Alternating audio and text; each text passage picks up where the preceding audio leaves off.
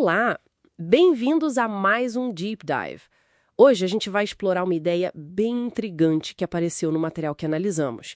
E se o caminho para o sucesso, ou para aquela mudança que a gente busca, já existisse? Bem na nossa frente, mas a gente simplesmente não consegue ver. Exato. E o ponto aqui não é nada místico, né? Não é pensamento mágico. Não, de jeito nenhum.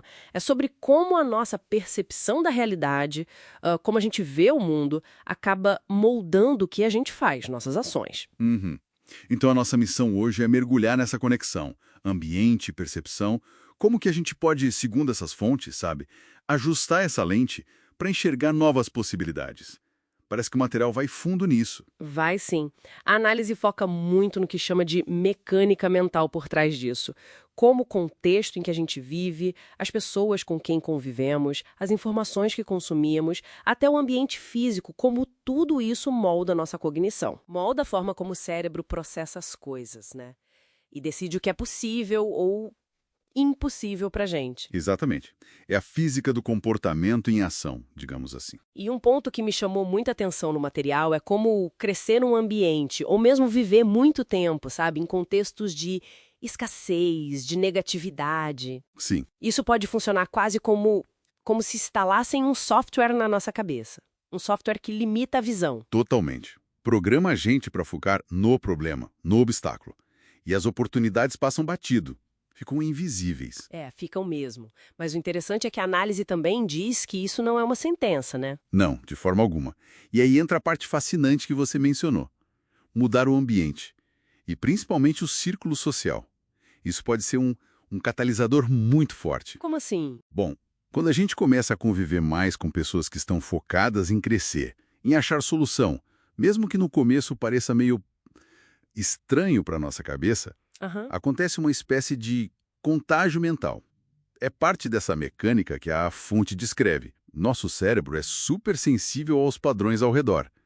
Ele começa, aos poucos, a recalibrar o que ele acha que é normal, o que é alcançável, sabe?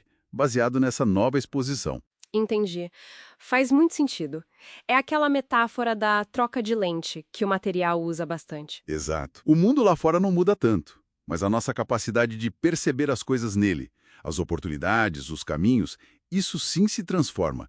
Aquilo que antes era só ruído, de repente vira um sinal claro. Perfeito. E o ponto crucial é que não tem mágica aí. É uma consequência bem direta dessa mudança de percepção. Certo. Essa visão nova leva, naturalmente, a ações diferentes, quase sem esforço consciente às vezes. Fica mais óbvio onde investir tempo, onde cortar um gasto que não faz sentido, o que eu preciso aprender agora.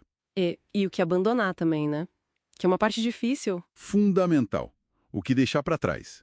A fonte até usa uns termos específicos para isso, tipo cognição moldada pelo contexto.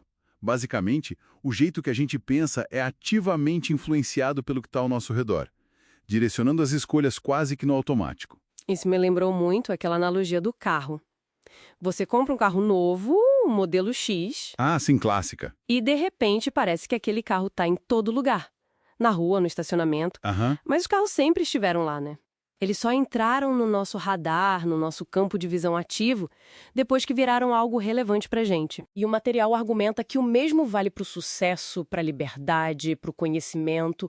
Essas coisas existem, estão disponíveis, mas a gente precisa da lente certa para perceber. E essa lente certa, essa capacidade de ver, ela é forjada justamente por essa combinação que a gente falou.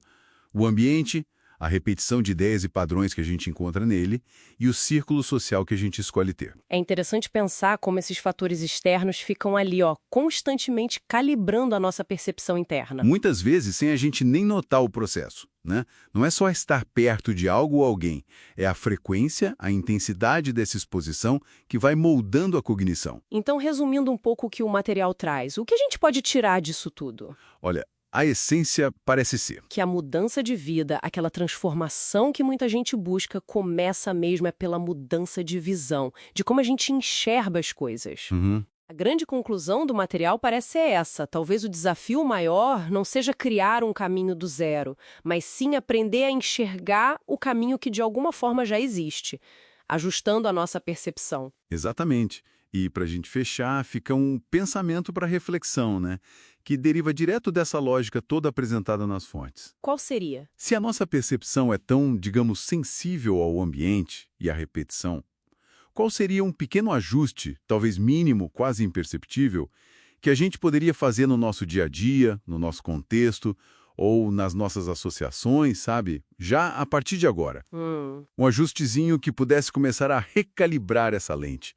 E quem sabe revelar algo novo, algo valioso ali no horizonte que antes a gente não via. Fica aí a provocação.